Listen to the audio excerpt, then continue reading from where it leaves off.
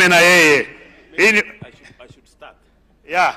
Let me start so that you know what I want us to discuss about, and you can ask me whatever questions you have. Are we together? Muko tayari na maswali? Let me start. Let me say the following.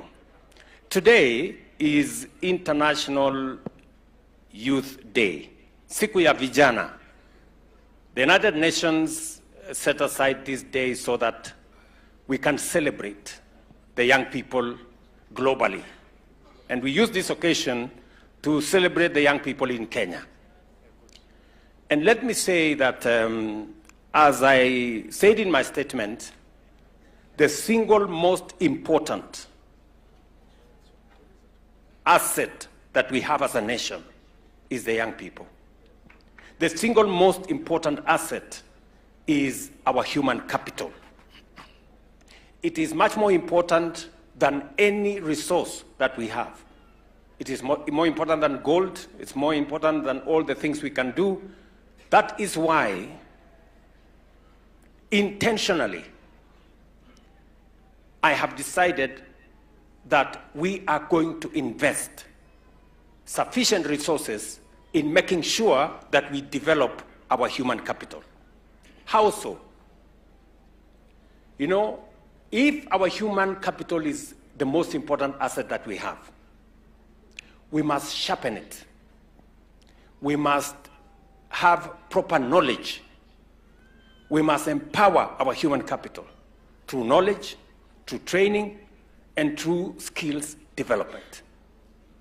And that is the reason why the first assignment that I took into consideration when I was elected president is to make sure that I sort out education in Kenya. You remember when we were campaigning, many people were asking why we should continue with CBC. Many were saying CBC should be abolished. Many were saying our universities, in fact, they were not saying. The reality is that our universities were struggling, including Masinde Muliro, because of the funding model that we had that time. And therefore, it was necessary for us to organize education. Why did I take up that responsibility? Because it's a very difficult responsibility. Because dealing with children, dealing with parents is not a very easy thing. In fact, I was told by my predecessor that this one is very difficult. And that is why many people did not want to touch reform in the education sector. But I had the option of doing nothing about our education sector because it is difficult. But I also had the other option of doing something about it, maybe difficult, but getting it right. And I chose the latter. That's why I put together a task force led by Professor Munavu, put our education experts together, and they came up with a plan that we have implemented. In that plan, we have sorted out our CBC challenges. We have sorted out the transition from ECD to primary school, to junior school, to senior school, and now to university. The pathway is now clear for all parents.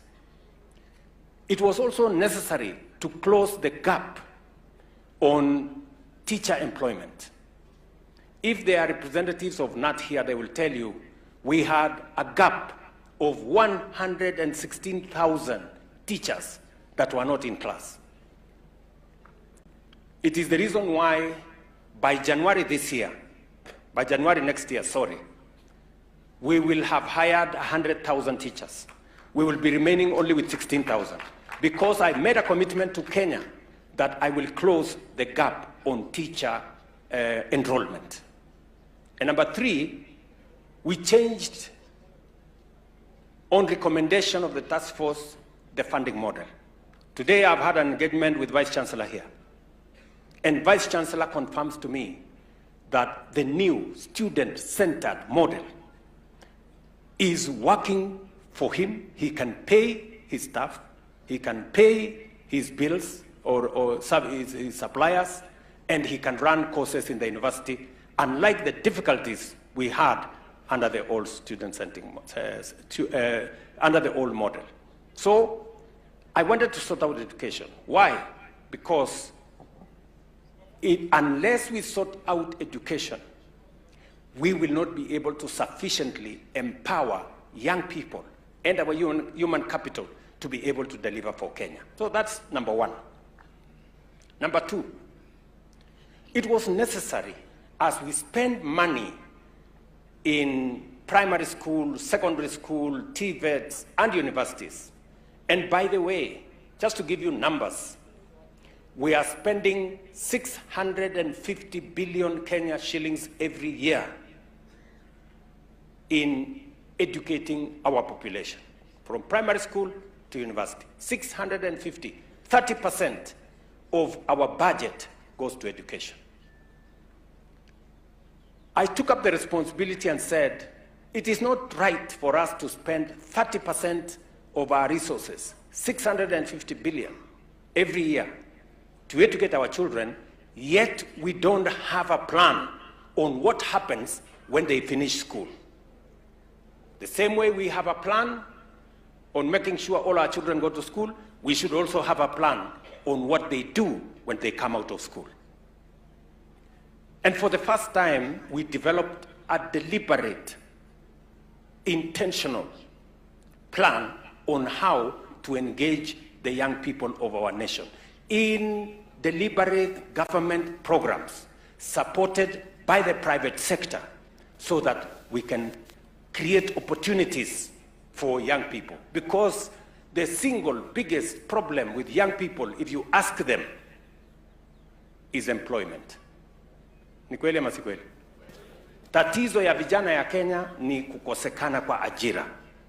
Na sababu hiyo ndio tukasema lazima tuwe na mpango makususi ama mahasusi ama mpango makusudi. You know? Deliberate. Kwa Kiswahili nasema makusudi. You know? Intentional. Mpango makusudi. Intentional plan ya kuhakikisha kwamba vijana wanapata ajira. And I want to give you, young people, and I want you to listen to me carefully so that you can ask me questions. We have seven deliberate programs for young people to be engaged. Number one, the reason why we rolled out our housing program was yes, we needed houses. Yes, we needed markets. Yes, we needed hostels. And we are building 160 housing units with a pipeline of 700,000. We are building 400 markets across Kenya, and we are building hostels for 170,000 students, including hostels in this Masinde Muliro, which we will start next month. I have discussed with the Vice Chancellor here. We will be doing the first 1,200 a hostel block here in Kakamega beginning next month.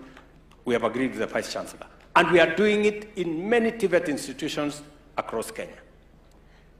But the most important part of that program is the jobs that program creates. So the program of housing is more about creating jobs than doing the rest of the things that it is going to do. And let me give you the numbers. Today, as I talk to you, you heard in my statement, we have 320,000 young people working in the housing program. We're going to scale it up to 640,000 in another 2 months. And our target is to have 1 million jobs, 1 million young people every year working in our housing program. We have already advertised for 4,000 skilled professionals from universities and from TVETs who will supervise that program. We will scale it up to 10,000 by January so that they can supervise the work that we are doing in that space. So it is about jobs. It is about charging our economy. The whole construction industry will create additional jobs.